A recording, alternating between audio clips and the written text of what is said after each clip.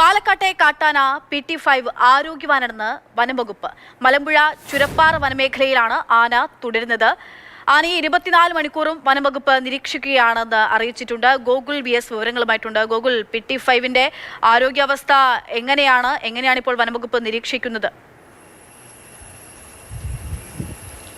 ചുരപ്പാറ മേഖലയിലാണ് ആന നിലവിലിപ്പോൾ. ഷിഫ്റ്റ് അടിസ്ഥാനത്തിലാണ് വനംവകുപ്പ് ഉദ്യോഗസ്ഥർ 24 മണിക്കൂറും ഈ ആനയെ നിരീക്ഷിക്കുന്നുണ്ട്. നിലവിൽ ആന ഭക്ഷണം കഴിക്കുന്നുണ്ട്, മറ്റ് പ്രശ്നങ്ങളൊന്നുമില്ല. നമ്മൾ കുറച്ച് ദിവസം മുൻപാണ് PT5 എന്ന കാട്ടാനയുടെ കണ്ണിന് ചികിത്സ നൽകിയെന്ന കാര്യങ്ങളൊക്കെ കണ്ടത്. മയക്കൂടി വെച്ച് ഡോക്ടർ അരുൺ സക്രയുടെ നേതൃത്വത്തിലായിരുന്നു അന്ന് ആ ദൗത്യം നടത്തിയത്. അതിനുശേഷം ആന ഇപ്പോൾ ആരോഗ്യവാൻ തന്നെയായി തുടരുന്നു, ഭക്ഷണം കഴിക്കുന്നുണ്ട്. ആനയെ 24 മണിക്കൂറും നിരീക്ഷിക്കുന്നുണ്ട്. ഏകദേശം 20 ദിവസം സമാനമായ രീതിയിൽ 24 മണിക്കൂറും ആനയെ നിരീക്ഷിക്കും. ആന ജനവാസ മേഖലയിൽ ഇറങ്ങാതിരിക്കാനുള്ള ശ്രദ്ധയൊക്കെ തന്നെ വനംവകുപ്പിന്റെ ഭാഗത്തുനിന്നും ഉണ്ടാകുന്നുണ്ട്. മറ്റാരോഗ്യ പ്രശ്നങ്ങളൊന്നും തന്നെ ആനയ്ക്കില്ല എന്നുള്ളതാണ് മനസ്സിലാവുന്നത്.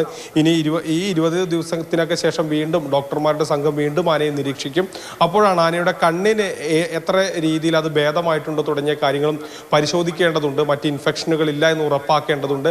അപ്പോൾ ആ കാര്യങ്ങളൊക്കെ തന്നെ വരുന്ന ദിവസങ്ങളിൽ ഏകദേശം ഒരു 20 ദിവസത്തിനടുത്താണ് ഈ നിരീക്ഷണം ഉണ്ടാവുക. അതിനുശേഷം ഉണ്ടാകും എന്നുള്ളതാണ് ഡോക്ടർമാരുടെ സംഘവും അറിയിക്കുന്നത്. ശരി, എന്തായാലും PT5ന് നിലവിൽ ആരോഗ്യ പ്രശ്നങ്ങളൊന്നുമില്ല എന്നുള്ളതാണ് വനംവകുപ്പ് അറിയിക്കുന്നത്. 24 മണിക്കൂറും ഷിഫ്റ്റ് അടിസ്ഥാനത്തിലാണ് ഈ ആനയുടെ ആരോഗ്യം ഉൾപ്പെടെ ആനയെ നിരീക്ഷിക്കുന്നത് വനംവകുപ്പ്. ഗോകുൽ VS ആണ് വിവരങ്ങൾ നൽകിയത്.